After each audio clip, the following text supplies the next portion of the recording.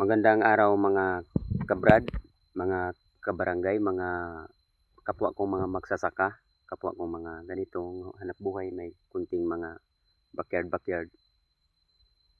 May ano lang ako dun may kunting revelasyon lang ako dun sa pinapatupad ngayon na tupad, abaka rehab. Walang problema yan, maganda naman yan na abaka rehab na tupad kasi yung mga abaka na tumba ng bagyo, yung minsan kasi may mga sa bukid talaga na sa itaas na naluwa, yung nabungkal talaga siya ba tapos hindi na nabuhay. Kailangan talaga na magpalit ng abaka, magtanim. Pero sana naman yung oras na ibinibigay ng ating gobyerno, kasi may oras yan ang isang araw, di ko alam kung ilang oras ang dapat itrabaho nila. Yan talaga yung isa puso ba? Kasi sayang din yung pagpunta mo sa bukid tapos mangyayari pipicturan lang yung bukid, pipicturan lang, may kunting hawan, pipicturan, may kunting tanim, tapos lilipat na naman sila sa ibang abakahan, lilipat naman sila doon para sa isang araw magkagawa sila ng video na 3 or 4. Kaya yung tinatawag na mga 20 days halimbawa na ibinibigay ng gobyerno sa kanilang trabaho, baka gagawin lang nila ni mga 8 araw o 10 o 7 ganun. Kaya parang nadaya rin natin yung sarili natin. Kasi ang dami, kaya halimbawa 20 kayo sa isang grupo. Kung mag-focus kayo doon sa abaka talaga na yun, 4 na oras kada isang tao, ang laki kaya ng mapupuntahan. Di ko alam kung ilang mga saha ang matanim mo doon sa hinawanan mo.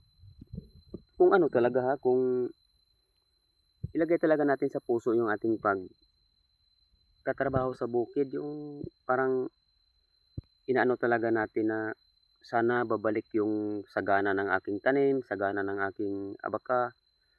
Sana babalik kasi maganda ang kita ko noon dahil maganda ang abaka ko. Pero kung ang habol na natin ngayon, yung sasahurin natin sa tupad na magkano lang yan, isang iglap wala na. Pero yung iniwan natin yung ating abaka, parang dinaya lang natin, ilan lang yung nahawanan natin, tapos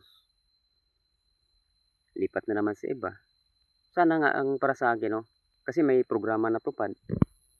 Para sa akin, sana kung halimbawa na pag mag-umpisa na, mas maganda siguro kung yung nasa Dole ba ang nag-ano yan o DSWD. Sana may ano doon, may magmo-monitor na isa. Titignan talaga kung nagtrabaho ba sila ng tama kasi ang dating yan pagkatapos niya nila sa tupad na yan, pag may programang tupad na naman, papilahin naman yung asawa or anak. Basta sabi pila ka na naman doon, tatapos na ako. Susunod naman ako pila. Parang ano ba, parang hindi ko masabi kung ano, parang pero para sa akin, sino kaya niloloko natin doon?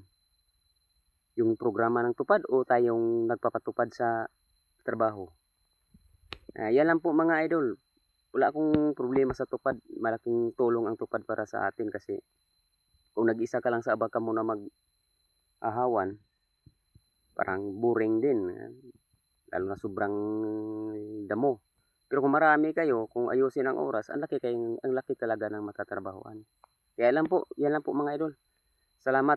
Huwag po kayong magagalit kasi ang gusto lang natin dito yung mangyayari talaga na kung purpose ng gobyerno aasinso ang mga bawat isang tao, tulungan din natin ang sarili natin o masinso, di ba?